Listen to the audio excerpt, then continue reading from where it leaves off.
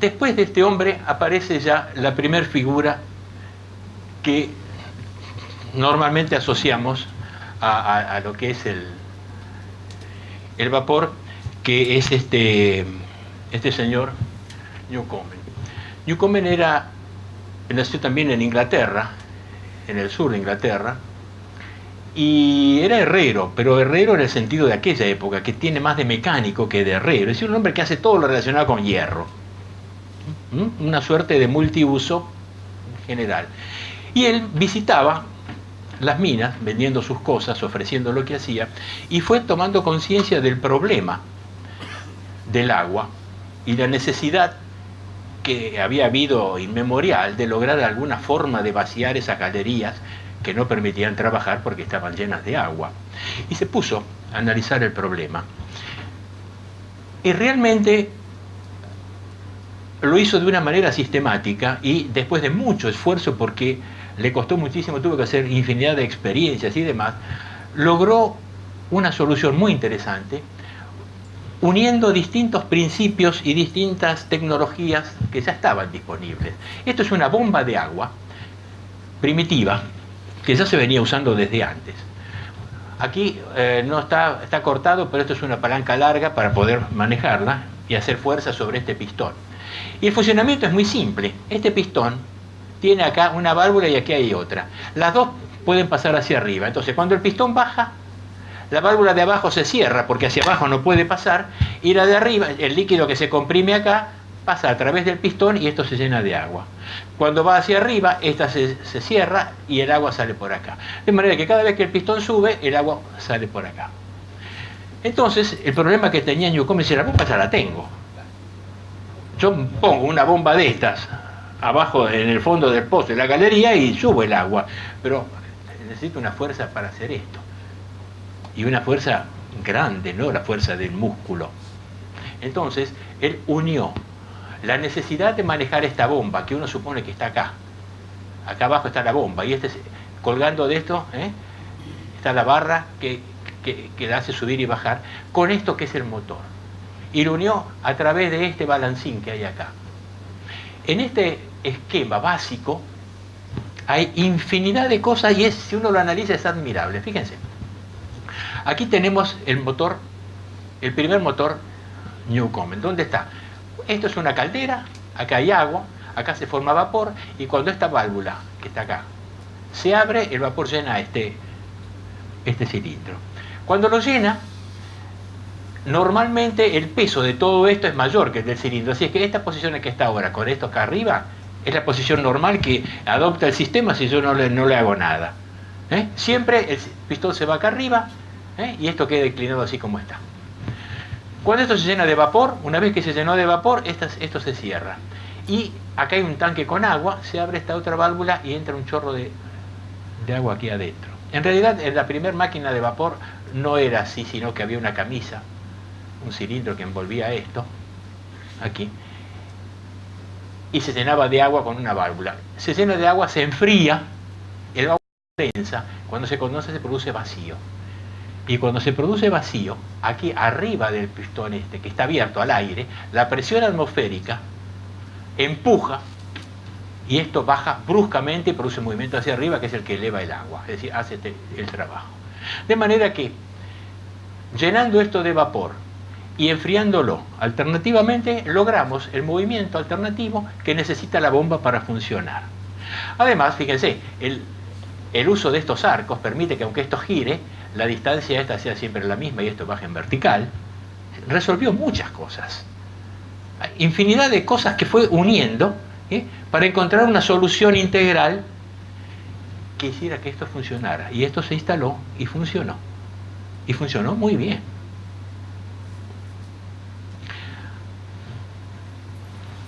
Aquí lo ven ustedes, cómo es que esto funciona. Fíjense, esto que está acá, este color más clarito, esto es vapor. ¿Ven? Ahora se llena de vapor, y ahora no sé si alcanzan a ver las válvulas. Ustedes fíjense, acá se cierra, fíjense, miren esto solo. Ahí está cerrado, ahí se abre y deja pasar. ¿Ven una cosa que gira así? Y acá al revés. Entonces, se llena de vapor y aparece el agua. ¿Ven que hay un chorrito de agua que sale ahí? ¿Alcanzan a ver un chorrito azul cuando esto llegó arriba de todo? Fíjense, acá. Ahí. ¿Lo ven? ¿Se alcanza a ver desde ahí? ¿Sí? Por cierto, como yo les dije, las primeras máquinas no tenían un chorro de agua, tenían una camisa. Y funcionaban a una cierta velocidad. Y parece que un cierto día, no entendía por qué, el inventor de esto vio que su máquina empezó a funcionar mucho más rápido y mucho mejor, sin que él hubiera hecho nada. No sabía por qué. Un detalle que acá no está, que yo les comento es antes, esto tengo que decirlo antes. Acá este pistón, este émbolo acá está ajustado perfectamente en el cilindro, no hay pérdida, todo va fantástico. Eso es en la diapositiva esta, en la imagen. En la práctica, y con los recursos de la época, el cilindro no era muy perfecto, el pistón menos, es decir, había fuga, se fugaba el vapor. Y Newcomen encontró una solución que se usó por muchísimos años. Simplemente aquí arriba dejó caer un chorrito de agua para que formara un anillo de agua que hiciera de sello entre el cilindro y el pistón. Y en ese momento lo que descubrió que se había producido una rotura en el pistón y el agua entraba dentro del cilindro y enfriaba rápidamente el vapor. Entonces se condensaba mucho más rápido. Cuando descubrió eso, reemplazó una camisa de agua que estaba enfriando por un chorro de agua directo nomás. Le mandó este chorro y mejoró la eficiencia de la máquina. Entonces, aquí tenemos la primera aplicación práctica de esta máquina. Y por supuesto, las válvulas debían accionarse a mano, abrir y cerrarse a mano. Y esto también no se sabe si es cierto o no. Esa tarea se le encargaba a chicos. Y se cuenta que uno de estos chicos, que si es cierto se llamaba Potter, igual que el mago, pero no era, para no tener que estar moviendo las válvulas a mano, las ató con una soga al mismo sistema, hizo todo un mecanismo y automatizó el sistema. Entonces, cuando vio esto, Newcomen, fantástico. Y lo que hizo fue, fíjense, aquí, ¿ven esta varilla que cuelga? Esta varilla que cuelga, que también sube y baja, maneja automáticamente las válvulas. ¿Ven? Cuando esta varilla, ven acá, esto es el brazo de una válvula. Cuando esta varilla baja, esta válvula baja, así, y lo mismo pasa con esta. Entonces, el movimiento vertical queda sincronizado automáticamente con la apertura y cierre de las válvulas. El sistema se retroalimenta mecánicamente y ahora sí tenemos un motor autónomo. Tenemos una máquina a la cual le ponemos fuego en la caldera y empieza a subir y bajar y sacar agua y yo la miro y nada más. No es tan así, pero ya estamos cerca.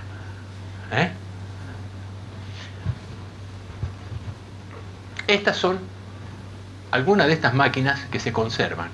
En Inglaterra, sobre todo en toda esta zona que yo les he comentado recién, toda la zona sur-sureste de Inglaterra, hay muchas de estas instalaciones, de las que en muchos casos hay ruinas. Queda nada más que la casa, porque estas máquinas eran monstruosas. Eran realmente enormes. Aquí no se alcanza a ver muy bien, pero esta casa, esto que se ve acá arriba, este es el brazo que asoma. Acá adentro está el cilindro, la caldera, todo lo demás, y acá está el brazo que asoma, y esto que se ve acá, blanco, es de donde cuelga la barra que baja dentro del pozo de la mina y que activa la bomba en la parte inferior.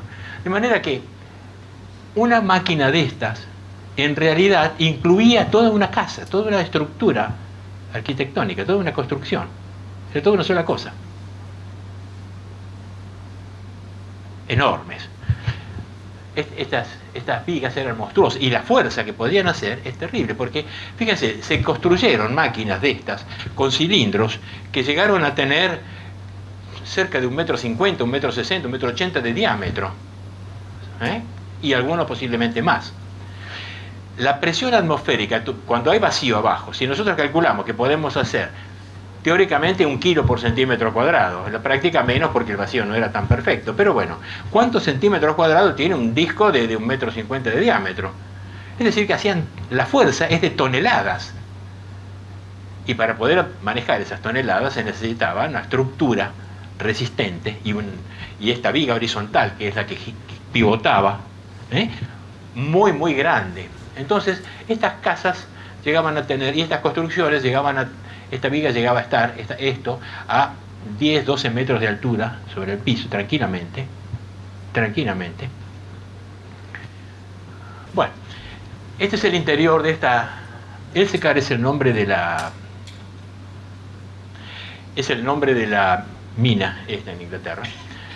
Aquí tenemos el cilindro. Esto que se ve arriba, esta foto está sacada desde abajo. Esta es la viga que sale desde adentro de la casa y esta es la que baja. Esta es la viga que pivota, esto que está acá. Es decir, este punto que hay acá sube y baja. Y dentro tenemos este es el cilindro y acá esto es el tubo por donde entra el vapor, el agua que condensa al vapor. Acá se ve. Y esto, fíjense, esta es una barra vertical que mueve, ¿ven esta palanquita? Esta barra vertical, a través de unos pernos, sube y baja, está colgando de arriba de la viga pivotante, y mueve esta levita que a su vez a través de este eje y de esta palanquita y todo esto abre y cierra las válvulas. Es decir, uno de los primeros motores de la época de este hombre. A ver si... Bueno, después de Newcomen aparece Watt. Generalmente se dice que Watt es el inventor de la máquina de vapor, y esto no es cierto. En realidad no existe un inventor de la máquina de vapor. Existe mucha gente que trabajó muy seriamente, que fue perfeccionando distintas cosas, como hemos estado viendo. Pero a nadie se le puede adjudicar la paternidad absoluta de la máquina de vapor. Pero sí, este hombre es muy importante porque hizo muchas cosas y aportó muchos de las soluciones que permitieron hacer de esta máquina primitiva de Newcomen una cosa utilizable y realmente versátil para muchas aplicaciones. Watt era escocés y este chico dice que era muy enfermizo, tuvo muchísimos problemas, sufrió dolores de cabeza, sufrió cuantas cosas se le puede ocurrir, reuma, de todo. Fue como estudiante, sus problemas físicos le complicaron mucho la vida, así es que no fue un buen estudiante. Pero ya adolescente se dirigió para tener más suerte que él pudiera hacer a Glasgow.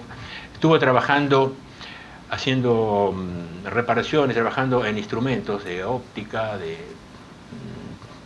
sextantes, instrumentos que se usaban para la navegación en aquel entonces, teodolitos, cosas así. Pero el gremio lo corrió porque era competencia y empezó a mostrar que era muy habilidoso. Siempre fue muy habilidoso con las manos. Él hacía cosas, hacía muchas.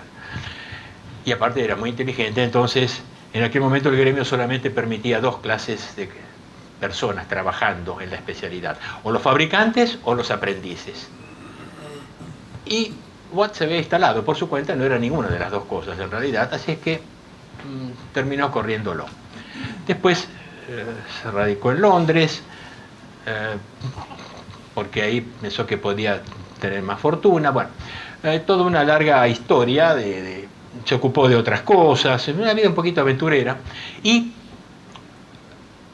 cuando lo corrieron, empezaron a hacerle la vida un poco difícil en Londres, tuvo la suerte de relacionarse con algunos profesores de la universidad, con los que hizo mucha amistad, que resolvieron el problema porque lo nombraron fabricante de instrumentos para la universidad, con lo cual quedaron todos contentos. Él ahí siguió trabajando y experimentando. Uno de esos profesores, en determinado momento, le llevó a Watt un modelo de una máquina Newcomen, porque no andaba. Este modelito había dejado, no lograban que funcionara bien.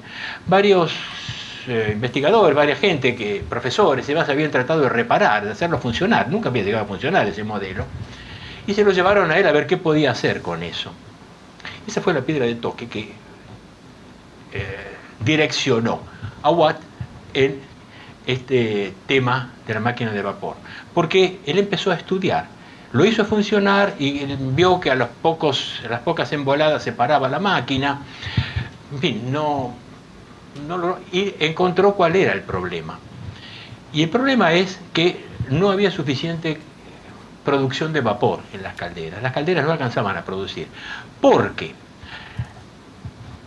la gran contra, el gran problema que este motor de Newcomen tenía era un consumo enorme de carbón. Watt muy rápidamente encontró cuál era el punto débil, el talón de Aquiles de este motor. Fíjense, en cada golpe de pistón había que llenar de vapor el cilindro, un cilindro enorme, un masacote de hierro enorme, y luego había que enfriarlo para que se condensara, y luego volver a calentarlo. Todo eso representa, desde el punto de vista energético, un despilfarro. Hoy en día diríamos que un incremento de entropía intolerable, enorme. Entonces, entendió cuál era el problema, y ahora la cosa es encontrar la solución, porque el diagnóstico es la mitad de la solución. Y lo que encontró fue, la idea que él tuvo es la siguiente. Él se dio cuenta de que en realidad, como uniendo varios recipientes, las presiones se igualan, ¿verdad? Si yo uno con un caño, dos recipientes cualquiera, con un gas, a la presión X, los dos van a tener la misma presión, se va a igualar. Entonces, él dijo, bueno, uno el cilindro a otro recipiente y enfrío este otro recipiente, y el cilindro lo dejo caliente. Entonces, estas valvulitas que están acá permiten que en el momento en que yo quiero enfriar, abro, el vapor que hay adentro se va por todos lados y a medida que va entrando acá se enfría. A medida que se enfría queda vacío y entra más vapor, hasta que todo el vapor desapareció. Lo condenso fuera del cilindro, no en el cilindro. Este es el primer aporte fundamental de Newton. El condensador para generar el vacío fuera del cilindro. De Watt. Este es el primer gran aporte, poder hacer esto afuera. Y aquí tenemos en una primera versión el motor que tiene eso, y aquí está, fíjense, acá se condensa, se abren las válvulas acá, y cuando yo tengo el cilindro acá arriba, lo condenso acá, que todo esto, fíjense que esto que hay acá es una batería llena de agua, todo esto es agua. Esto mantiene frío a esto está siempre frío. No estoy calentando y enfriando hierro permanentemente, lo dejo siempre frío. Y por supuesto, este vapor se condensa, genera agua, este agua que hay acá hay que sacarla, entonces la saco con esta bomba. Esto que se llama bomba de aire, aunque en realidad está sacando agua se llama bomba de aire. Elimina el agua del condensado, la saca y la utiliza después para la batería, para lo que sea. Entonces, acá tenemos, por un lado, el condensador separado y por otro lado esta barra que maneja estas válvulas que son las que automatizan el sistema.